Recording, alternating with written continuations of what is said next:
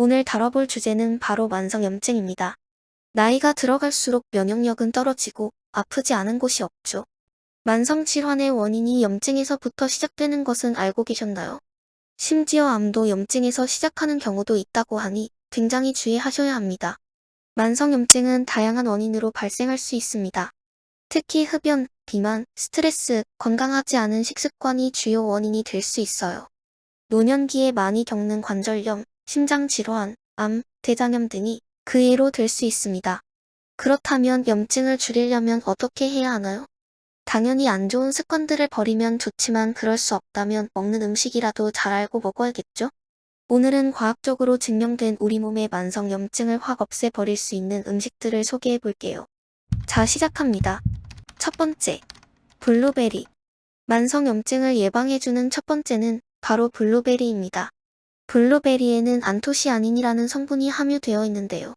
안토시아닌은 강력한 항산화 물질입니다. 폴리페놀류의 일종으로 우리 몸의 세포를 공격하는 자유라티칼과 산화 스트레스를 줄이는 데 큰 도움을 줍니다. 최근 연구 결과에 따르면 안토시아닌은 뇌 기능 개선, 심혈관 질환 예방, 대사성 질환 예방 등의 다양한 건강상 이점을 가져다 줄 수 있다고 밝혔습니다. 안토시아닌은 다른 베리류에도 많이 들어 있습니다. 블루베리보다 안토시아닌 함유량이 높은 것은 블랙베리와 아사이베리입니다. 하지만 두 제품은 사실 구하기도 어렵고 대부분 착즙을 한 제품이라 우리가 일상에서 구하기 쉽고 먹기 편한 재료를 소개해드렸습니다. 블루베리도 다른 두 가지 베리 못지않게 몸에 좋은 영향을 줄 수 있으니 꼭 챙겨 드세요. 블루베리의 하루 최대 권장 섭취량은 최대 140g으로 참고하세요. 이 밖에도 블랙베리, 아사이베리, 크랜베리, 라즈베리, 딸기 등 다른 베리류에도 안토시아닌이 풍부하게 들어있으니 참고해서 드셔주세요. 아무리 몸에 좋은 음식이라 해도 과유불급인 거 아시죠? 블루베리는 다른 과일에 비해 당류가 아주 적지만 그래도 안 들어있는 것은 아니니 특히 당뇨병을 가지고 계신 분들은 조심하세요. 블루베리는 보통 물에 씻어 생으로 많이 섭취하죠? 저는 집에서 보통 플레인 요거트에 블루베리 몇 알 넣어서 먹곤 합니다. 다음번에 이렇게 한번 드셔보세요. 두 번째, 브로콜리. 브로콜리에 들어있는 만성염증 예방 성분은 무엇일까요? 바로 글루코시놀레이트입니다. 글루코시놀레이트가 무엇을 하는 물질인지 알아볼까요? 강력한 항암 효과가 있어 암 환자분들에게는 많이 알려진 성분입니다.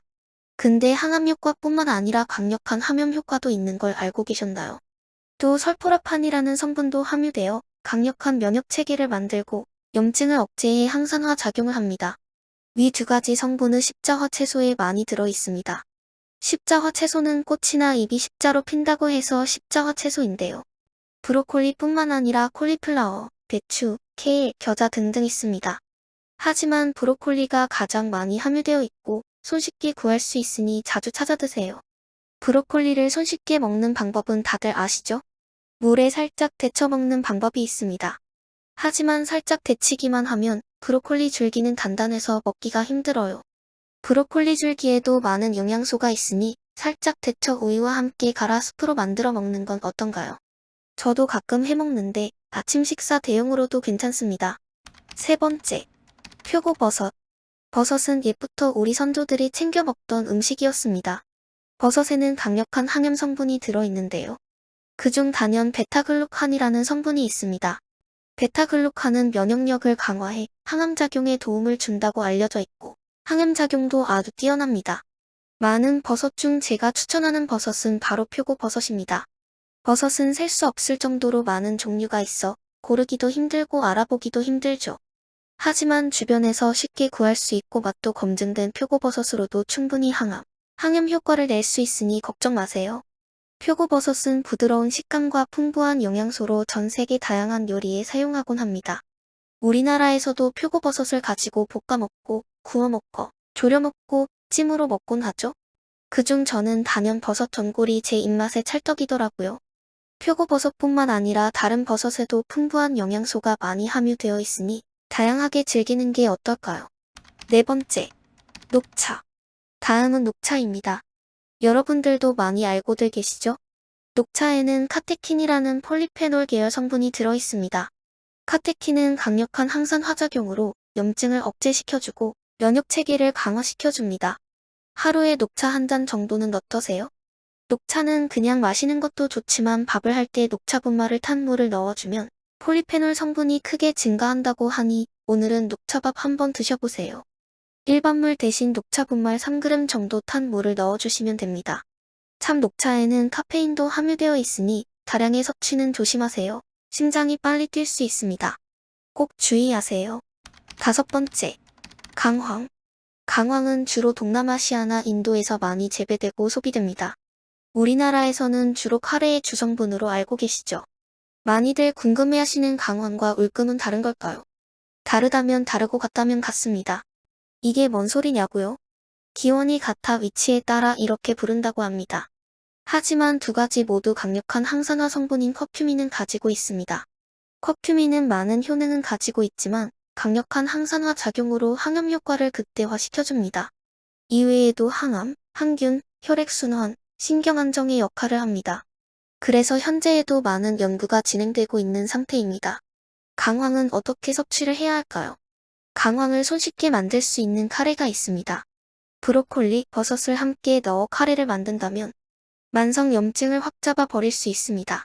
밥을 지을 때도 강황가루를 넣어 밥을 짓는다면 염증 완화에 효과가 있으니 참고하세요. 이상으로 만성염증을 잡아주는 여러 가지 재료들을 소개해드렸습니다. 근데 집에서 챙겨 드시기 어렵다거나 귀찮으신 분들을 위해 아주 간단한 방법 하나 소개해드릴게요. 마지막 방법은 바로 오메가3입니다. 오메가3는 등푸른 생선이나 견과류에도 많이 들어있고 심혈관 질환 예방과 혈액순환에 좋다고 알고 계시죠? 하지만 오메가3에 들어있는 EPA라는 성분은 염증을 탁월한 효과가 있다고 합니다. 함께 들어있는 DHA도 눈 건강을 개선시키고 노화로 인한 망막 손상을 예방해 노안에도 효과적입니다. 하지만 번거롭고 귀찮고 냄새나기 때문에 집에서 생선을 구워 먹기는 힘들죠. 하지만 괜찮아요. 캡슐로 된 오메가3가 있으니까요. 오메가3는 식후에 복용하는 것이 효과적이고 하루 한두 알 정도면 충분하다고 하니 참고하세요. 오늘도 내일도 항상 건강하세요. 제가 소개해드린 방법과 맞지 않는 분도 계실 거라고 생각합니다.